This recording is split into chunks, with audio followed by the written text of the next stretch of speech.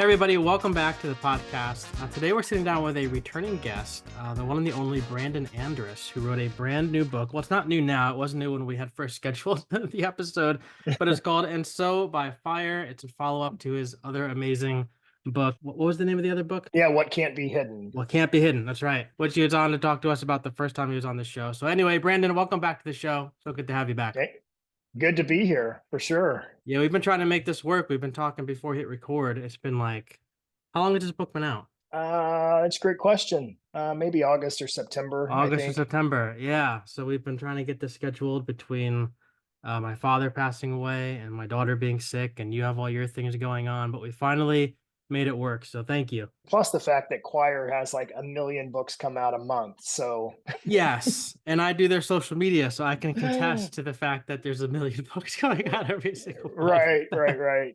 I have this schedule. They're always like, all right, we have another one coming out next week, week after that, week after that. I'm like, oh man, okay. Well, you know, the insanity of it is when What Can't Be Hidden came out in September of 21, I think. Yeah. I finished writing it in May of 2020, but Mm, every single creative did something during COVID. And that's I right. was in this massive line.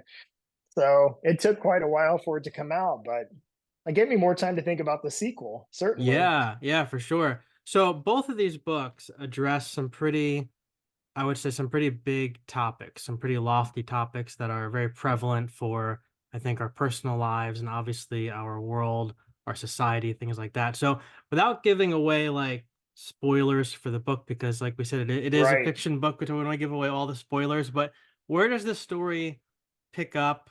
What kind of things are you addressing in this book compared to what you're addressing to the last book? Just elevator pitch it for us. Yeah, so this comes on the heels of What Can't Be Hidden, and Hmm. it picks up immediately after the previous one starts. And I was thinking, can a person pick up And So by Fire without reading the previous book? Hmm. And I think that it is possible, Hmm. but obviously you're going to miss a lot of context. Well, I Hmm. try to fill in the blanks a little bit. So it is possible, but it's certainly going to make a more robust story if you've read the predecessor. Yeah. But from a big picture perspective, What Can't Be Hidden hit big topics like, you know, fundamentalism, Hmm. nationalism, we they versus we they mindset.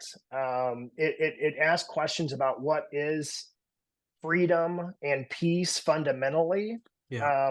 It challenged a lot of our thinking about what those things really truly are. And what I wanted to do with the sequel from a big picture perspective is I wanted that proverbial pendulum to swing the other direction. And it was really set up to be a critique of the other side of extreme progressivism, like not even reasonable Hmm. progressivism, but the extremes. And so Yeah. in one sense, What Can't Be Hidden hit one side, this one hit the far other side. And, but then dialing it in a little bit more, this newest book, the sequel, has taken a look at things like artificial intelligence and misinformation, disinformation, and the way Mm. that we form perceptions based upon the news and what we how we trust the media and how Hmm. that form. So the previous book challenged that idea as well, but I wanted to introduce it in a different context for different people. And so, Mm.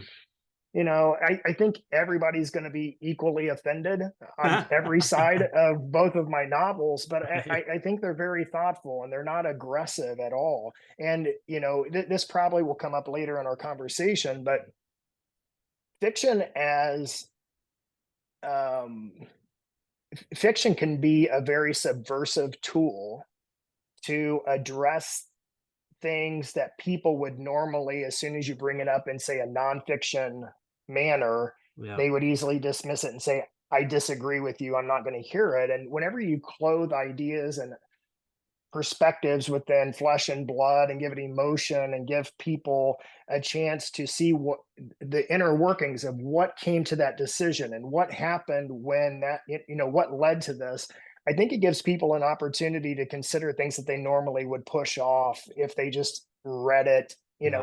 or it had a certain name on the book. Like, I'm Right. not going to read those ideas. And so you can introduce so many subversive ideas below the radar that can, I think it's good because it allows us to be challenged without having our fists up ready to be in a defensive posture. Yeah. Yeah. So talk to me about the process of putting this book together. 'Cause I know you're somebody who likes to talk about the kind of the craft of writing. And so I'm Yeah, yeah, interesting to yeah. know about like what was it like to put both of these books together really, but in particular the second book, like was the storyline always there? Did it involve like a lot of brainstorming? Like what did it look like to go from story in your head to paper? Because I've talked to other fiction writers and they say I've heard like different things. Like some people are very meticulous. Everything is mapped out beforehand. They have like the poster board on the wall and they're like mapping the whole story out, all the character development. And then I had other people, like I had somebody on the show a few weeks ago and they said that they literally sat down to write the story without really much idea of how the characters were going to develop, and they were almost surprised by the turn that the story was taking. Like they were just as involved in the story almost as the reader is, not knowing what's coming next. Like, what does it look like for you to put together these Yeah. two books?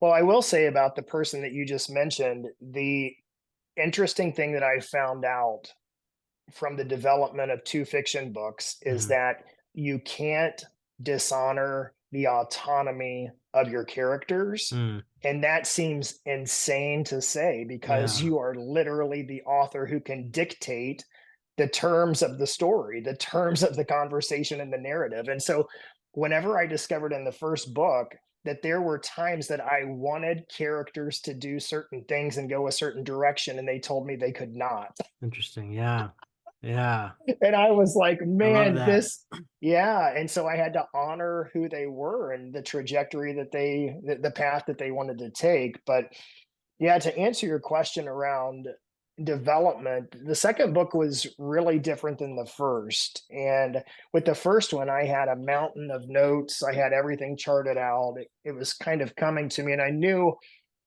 with the first book, I knew the ending almost at the beginning, and so I was moving towards something. Mm, And with the second book being a sequel, and understanding that the first book operated at three different levels, it operated at the basic story level that you're hmm, reading, and hmm, then there was the allegory beneath the surface, and then even below that, there's kind of this autobiographical element that mm, I wanted to honor, even though you wouldn't be able to pick that out. So I wanted to have that same consistency with the sequel. I wanted to mm, have the story, the allegory that's telling us as a society or a people something, and then I wanted it to honor me as a person autobiographically of what I'm working through. mm. So with that being said, the what can't be hidden ended abruptly with this massive cliffhanger, literally. And for me to try to figure out really how to knit this thing together in such a way where there's a cohesive story Mhm, with uh I mean, it really truly was something because you're thinking, at least in my case, I was thinking at three different levels of like, what are the issues that I need to work through personally that I want to work through? And then what is it that I want to say to people in the second book that's different from the first book? And then, thirdly, how can you write a compelling story that meets people with contemporary issues that maybe they're thinking through and dealing with, and some of the things that are happening technologically? And so, and I will say that while these books, I've had difficulty categorizing them, but I think I finally landed on a place. We've kind of swung from fantasy to science fiction. right. And finally, I just realized that this is speculative fiction. There are Mm, elements of drama and fantasy, and there are elements of science fiction, certainly. However, speculative fiction is where I'm landing on this thing. But the process for the second one didn't involve as many notes. Certainly, I had mhm. some things that I was working through and things that I wanted to read and research just to understand. But a little bit different of a process through the second book.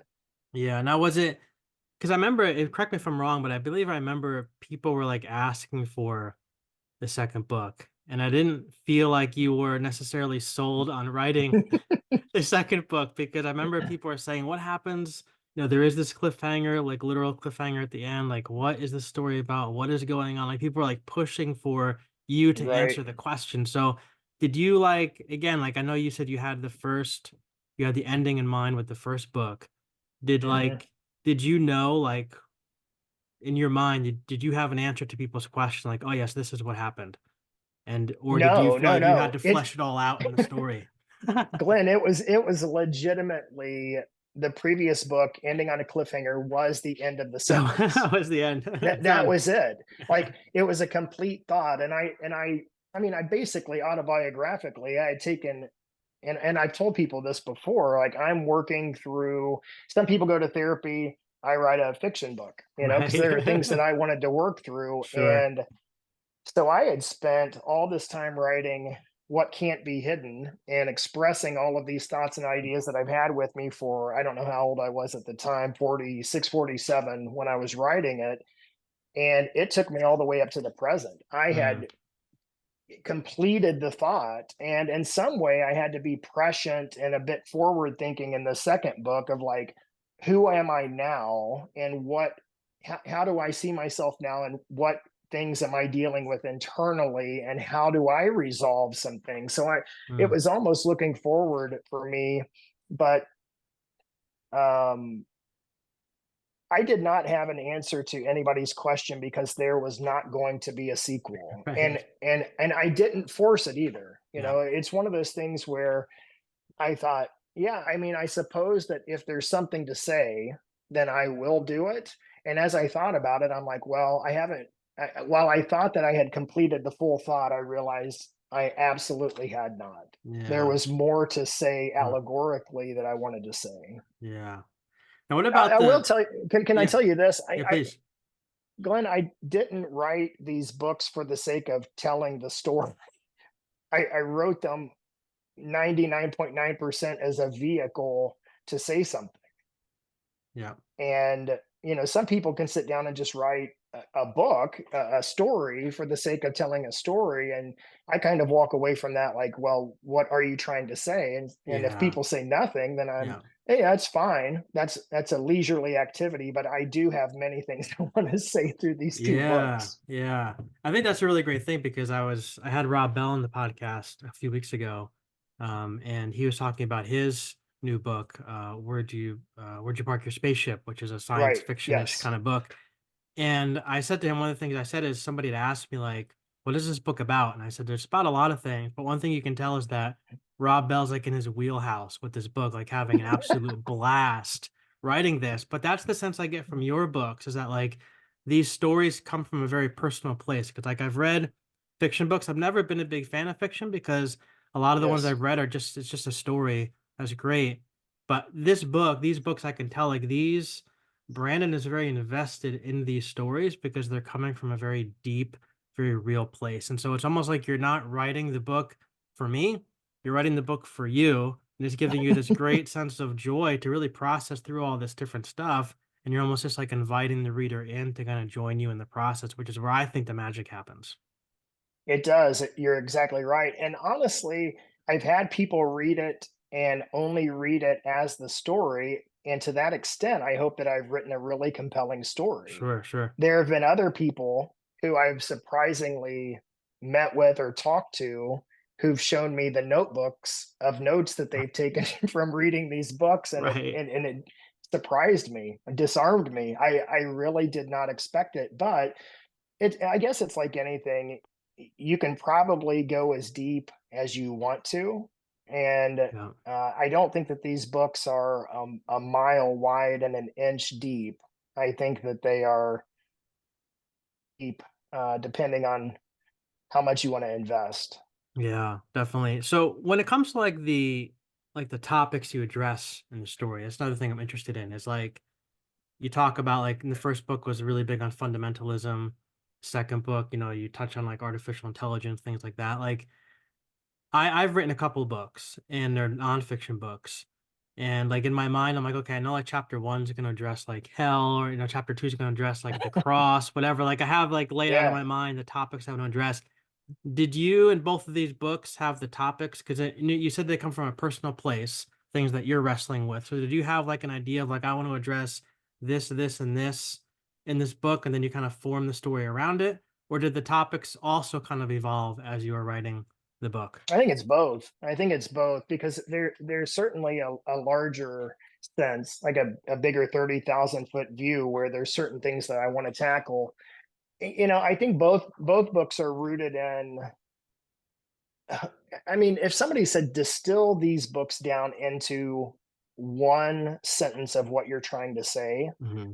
I mean, there's probably a lot of sentences, and I could probably write a few paragraphs on what I'm trying to get at. But essentially, I would say it's relationships and how we are toward each other. And I think Yeah. that Mm. by saying that, it means that maybe the only way that we have relationships that look whole and healed in a sense is when we take the personal journey of doing that inner work ourselves, Mm. right? Because we can only be as healthy in our relationships as we are as individuals. So I would say ultimately it's about us as people and how we relate to each other, and then also how communities relate to each other, but it's really invested in our own individual journey and inner work. Yeah.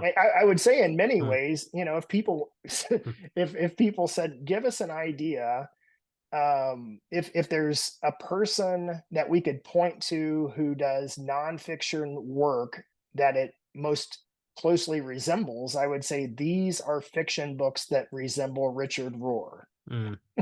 Yep. It's a lot of the same things that he is tackling in all of his books of just the inner process and the manifestation of that, that looks kind of like shalom. It looks like this work towards restoration, not just within yourself but in your relationships and communities in the world. Yeah, yeah, that's really good. I've noticed that I think on the Amazon page, yeah, I could be wrong.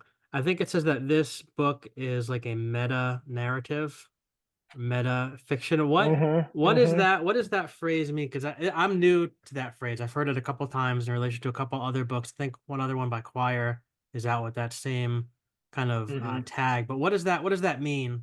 And how do these stories? Because I know you said you've bounced back and forth on like what category this fits in, but what is that category about, and in what ways does these stories kind of fit into that? And maybe I don't even completely understand it. I mean, I think that I do, but the way that I would understand it is just knowing that there are arcs that are occurring in the story from a narrative perspective that are larger. Like I mentioned earlier, it's like the 30,000 foot view rather Yeah. than dialed into the 30-foot view. And it's something that is shaping the story and the trajectory of where it's going and where it's going to end. And so for the first book, I would say one of the meta narratives is peace. Another one is freedom and our understanding of it. Mm, Maybe another meta narrative would be um, understanding either one of those in the context of escaping fundamentalism. mm, So you've got these big mhm, ideas that are controlling the story and what that process looks like for a character or characters who are moving from one ideological idea to the next, and what that process looks like. mm, For the second book, I would say the meta narrative has a lot to do with misinformation and disinformation and how that clouds our perspective. It limits our view. It causes us to arrive at certain conclusions about people or people groups. And and that's the other thing I think in both books is, and I know this definitively, there are parts in each book where people have arrived at certain conclusions based upon stereotype or based upon how um, it's been portrayed either by the community or say media. And there's work that's going on of uncovering a person at a deeper level yeah, where it challenges their assumptions that they've had. And to me, I'm like, that is one of the meta narratives that has to be consistent in both books because it's the issue that we deal with as people, Mm, in my opinion, yeah. predominantly in our culture. Mm.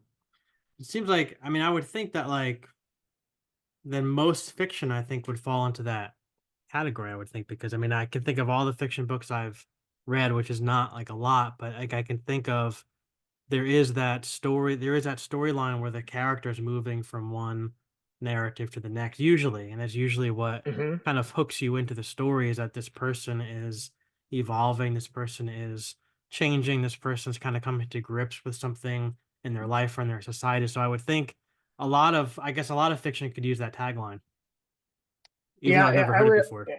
I think you're exactly right. To be more specific in these books, I would say from I try to dial it down to be a lot more specific to the contemporary issues that we're dealing with. Mhm, mhm, And so, let's just say, and so by fire, we have this kind of priest character, and there are these ideas about what this priest character represents, of how the community sees him, about how the media portrays him, or even the disinformation that's been put out about him to mhm, continue to shape narrative. And what we end up finding through all of this misinformation, is when two characters, him and another character, come together, a lot of those presuppositions are challenged, where she sees through this cloud of misdisinformation and sees humanity. yeah, So I think you're right.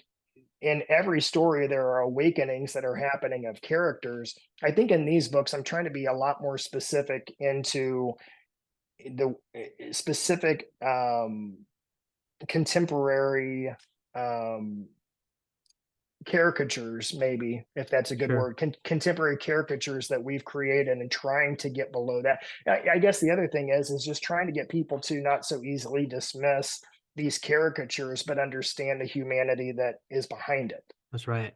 Yeah, I mean, the disinformation piece is huge, because I was thinking as I was reading through the book, I mean, just thinking about I was talking to my wife about it a couple weeks ago, with the election coming up, and it's like I said to her, I said, what bothers me so much about politics, and it's always been this way, to probably always be this way, is that I feel like neither side is telling the whole story of the other That's side, right? I mean, and that's what frustrates 100%. me so much, is because it's just like you have the one side that's telling you everything that's wrong with the other side and everything that's right with us, and the other side doing the That's right. same thing. And I say it's just so hard to see through all of that. And no matter what website, no matter what news place you go to, like they're all putting their own spin on it. I feel like there's so many different balls in there, like you don't know what to believe. Everybody's demonizing the other person. I said, it's just so frustrating. I said, but behind all of that stuff, there is a living, breathing person who puts their pants on the same way that you and I do. They have a heart beating just like we do, like they're breathing the same air we're breathing. I said, but we lose all of that humanity in the midst of all this misinformation. And I said, the closer we get to election season, like the hotter the flame gets and the more the more they turn up the heat, and I said it's just so frustrating. A part of me just wants to like completely check out from all of it.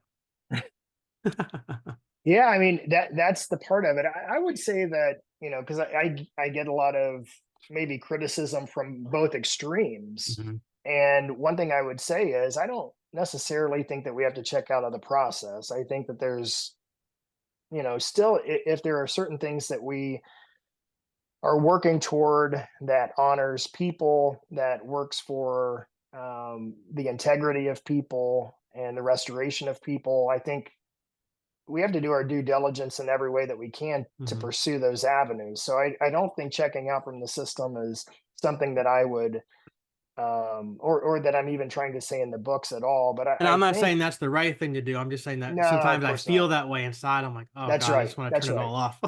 That's exactly, Yeah. well, but that's the impulse of all of us, Yeah. right? Yeah. Um, but I will say that there's an element which you address, where it is, I mean, I can't tell you how many times that I've either been a part of something or watched something, um, where two people who are diametrically opposed ideologically. Um, I always bring up the same example, but I don't think I've ever brought it up here. But it's one of my quintessential examples of how important this work is at a human level.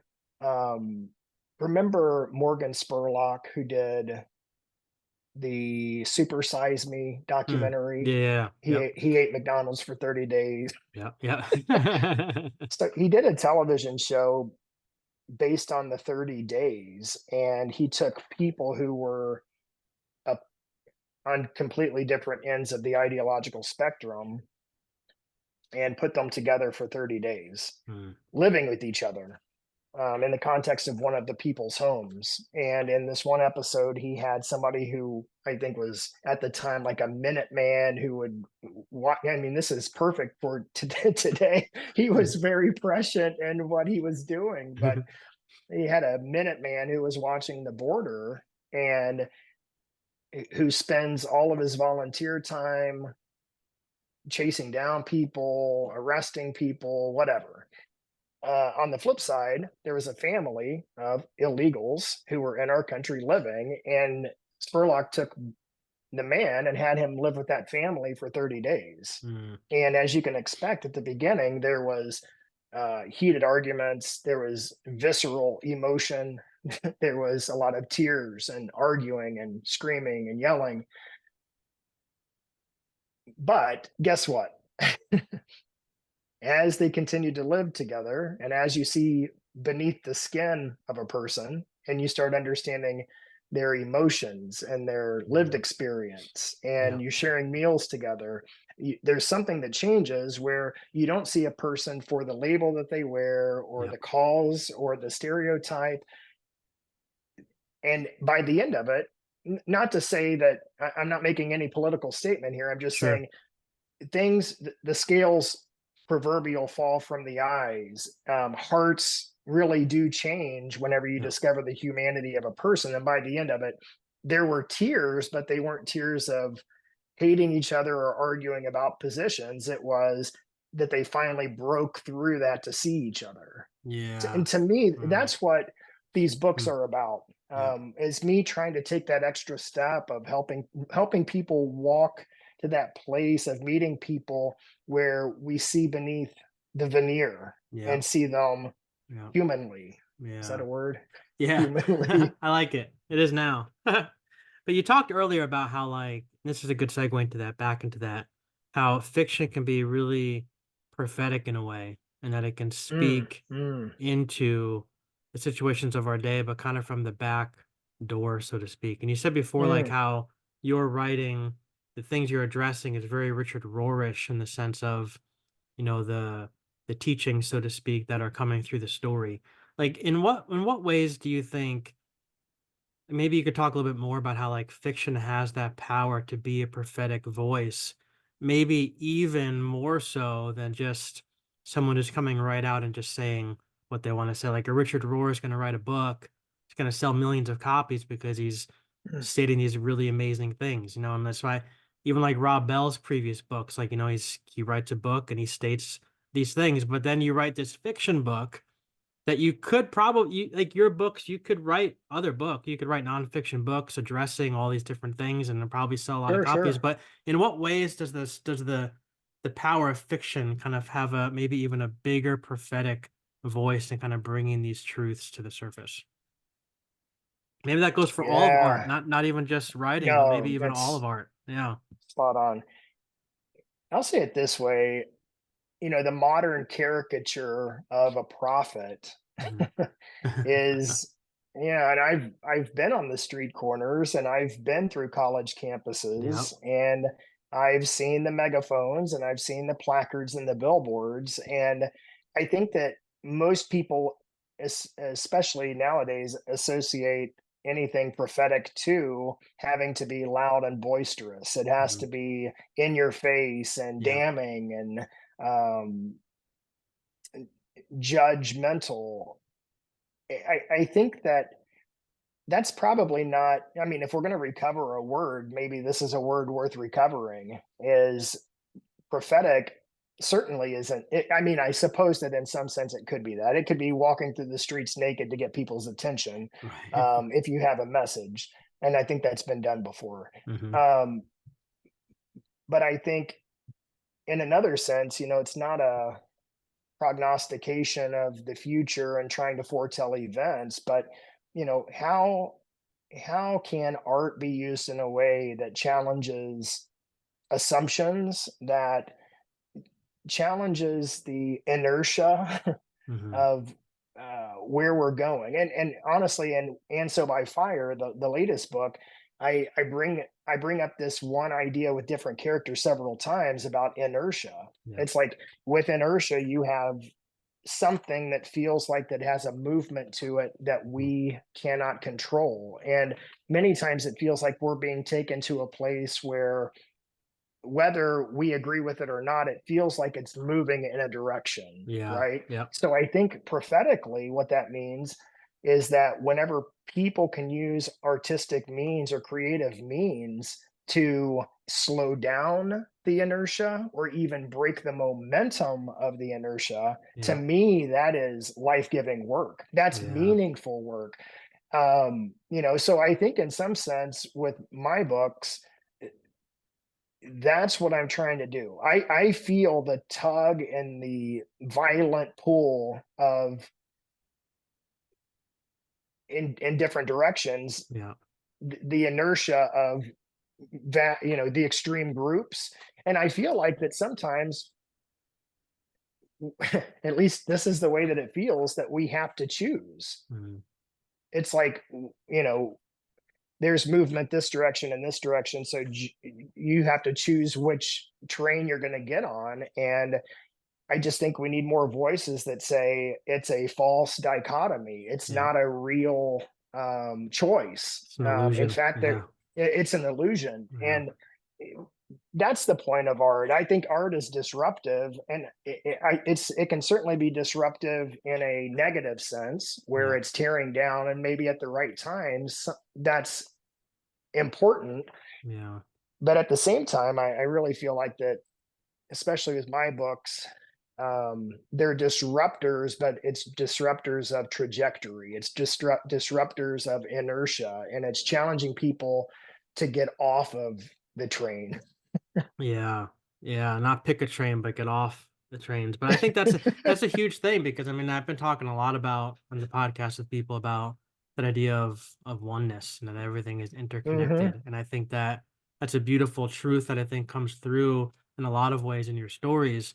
But just that fact that like the dichotomy is an illusion, like the separateness is an illusion. Like if we could just get past this idea of black and white, right and wrong, good and bad, like if we could just get past who's right, who's wrong, get past all of that stuff and be able to see, like you said earlier, the humanness behind all of that and the fact that that's the very thing that connects us, whether we believe in some kind of divine force or we don't. Like at the end of the day, we're all breathing the same thing. We're all the same, made up of the same stuff, the same stardust. We're all made up of the same thing. Like if we could just grasp that one idea, there's so many different things I think that we could solve and get past if we could just get past that idea. We got to get on one train or the other and pick our direction. Well said. Yeah. With what can't be hidden at the beginning, it's the setting is on an island, and people who want to dig into the metaphor and symbolism of what can't be hidden, especially, will find that the island represents the wholeness that you're talking about. Yeah. And there is the fract. I mean, in fact, I think I mentioned this on your previous podcast. Um, the idea came to me while I was mowing one day in 2019, and I just saw this circle or an oval with a fracture in it. Mm. And I thought it's an island, and Yeah. people are broken, and there are black and white, you know, um, groups of people, not racially, but Right. there's a black and white element to it Either of people or. are at Yeah. each other. Yeah, right, right. Yeah. And so certainly, yeah, that is tapping into exactly what you said. Yeah. So last question for you. What would you say, maybe this is true for you, maybe not, but did these characters, as you were developing them, teach you anything about yourself, because you said before about how giving the characters their autonomy, giving them their ability to kind of write their story. Like as you were writing their story, can you look back and say any particular moment that like Thora or somebody else in the story taught Yeah. you something about you, answered a I will question for say, you maybe? yeah, I will say that many of the characters were me already, Mhm. in different ways, The even many the personalities of Brandon. yeah, well, I was able to look at myself and say, in what ways do I share character attributes with the antagonist, Yep. not just the protagonists. And each character is nuanced, and so again, we get into this false dichotomy of protagonists are always good, Yep. antagonists are always bad. And so with Yep. these stories, what we find out is, man, your protagonists have elements that are not very endearing, and there are some parts of them that are amazing. But then on the flip side, with the antagonist, here I am, um, creating a character that is dark or insidious and working against whatever,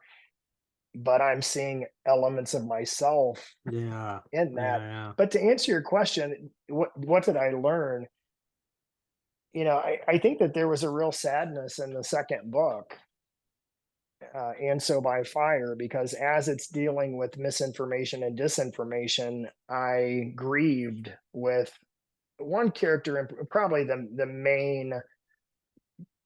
I don't even in second book, it's hard to tell who's a protagonist and an antagonist, and I made it purposefully gray. But one of the characters, I just lamented with him, because I thought, what chance does he have? Mm.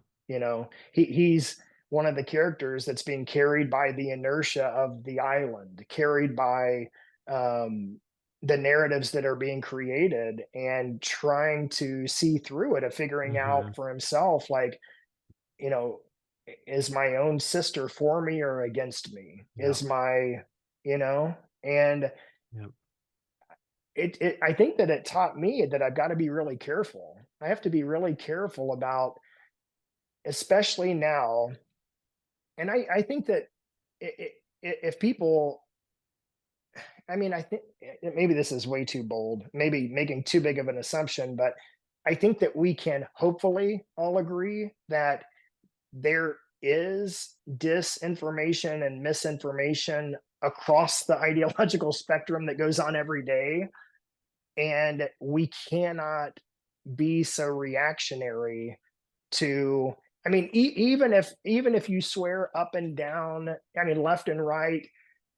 I mean, part of the point that I'm making, and so by fire, is that we live in a time where images can be manufactured, where video can be manipulated, Mhm. where certain facts that didn't even happen can happen. And I Yep. thought that I was being way ahead in when I wrote this, but it's like the speed at which artificial intelligence and disinformation through video audio is coming at us is way faster than I anticipated. I thought I was writing it to be about 3 to 4 or 5 years ahead.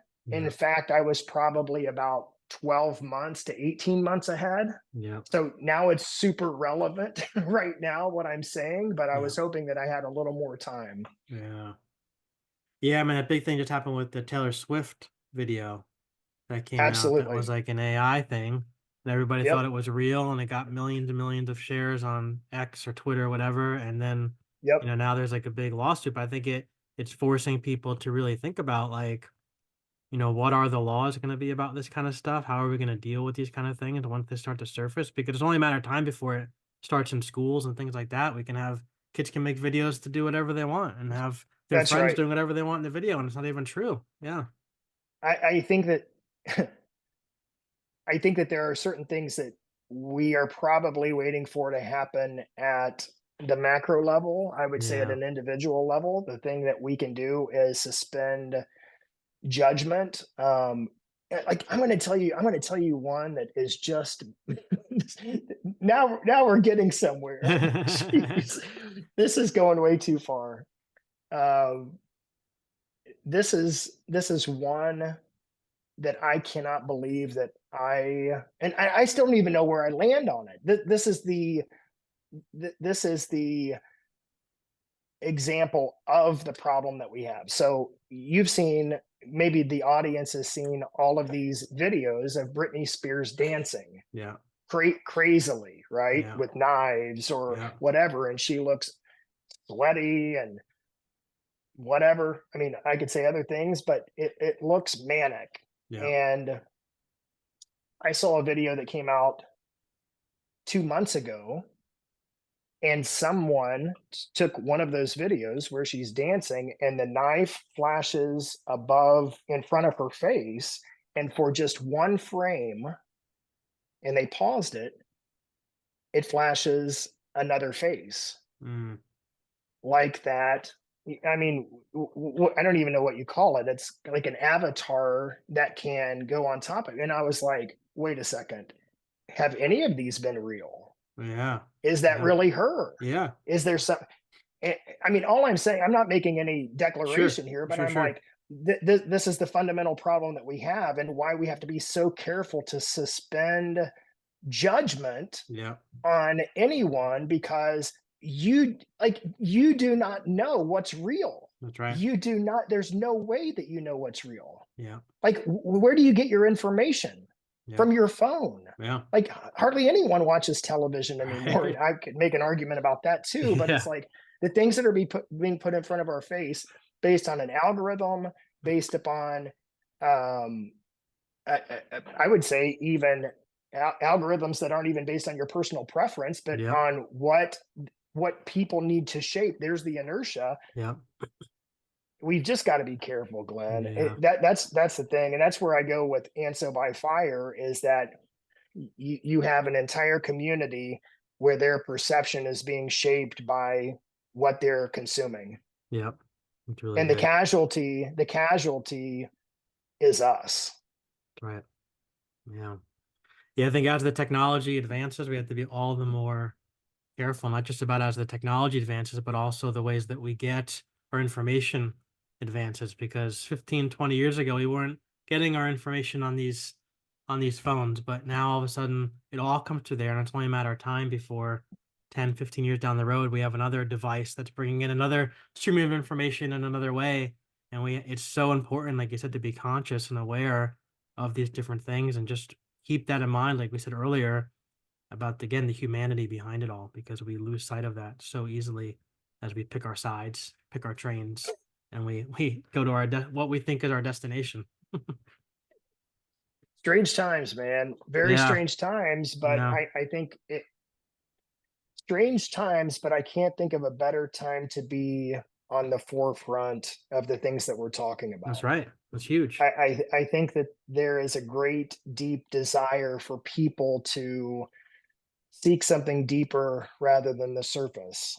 Right. Um, to me, this is important work. Yeah. And at least I'm trying to do it in a way that's not standing on the street corner with the placards and the bullhorns. Right. That's I'm right. saying here's a very thoughtful way for a person to rethink things and go Yeah. deeper. Yeah. So Yeah. anyway, Last thing I want to say is really quick. You pointed out before about, the characters in your book, the antagonist, the protagonist, about aligning or finding yourself in all the people. And I think that's such a huge thing, especially like even when it comes to reading the Bible, because I had a seminary professor who made us find ourselves as an assignment in the characters that we typically hate in the Bible. Like, whether it's the Pharisees or whatever it is, like, and try to find yourself in that, because I think there's a lot of power in that when you can align yourself with the negative person in the story who you perceive to be the negative person. How do I fit into this category? What would I do if I were in this person's shoes? How would I react? I think that's a huge thing. So I think if people do pick up your books and they do read your stories, especially in the first book, you're going to pick your side right away. Who's good, who's bad, who's that's evil, right. who's not. That's But if right. you can take yourself and put yourself in that person that you think is the evil person, I think there's a lot of things that might come to light about yourself. Oh, what an amazing template, though. This is the exact thing that Jesus did, right? Yeah. Yep. And it doesn't matter how people want to necessarily categorize Jesus or who they think he is. At a Yep. very basic fundamental level, the genius was putting together parables where people could enter into them and see who they are in the story. Yep. You know, it's so That's right. much more different than preaching at someone and saying, you know, you guys are bad and you guys are sinners and whatever. It's like the beauty of narrative, the beauty of creative work, of parables, of long form story is that it really truly does give people the autonomy to kind of work through this journey to find their path, to evaluate themselves based upon the characters that they're interacting with. And to me, Yeah, that's the brilliance of fiction work. that's right. So good. Brandon, we're just about out of time, but this has been a blast as I expected. So thanks for making time for me and for our listeners. Yeah, I appreciate it. People can just go to my website, Yep. brandonandress.com, and I think that it's going to have everything that they need to whatever. I've Good. lost my words. It's all in there. I'll put the links in the show notes for people. Thank you, Glenn. Thanks, bud.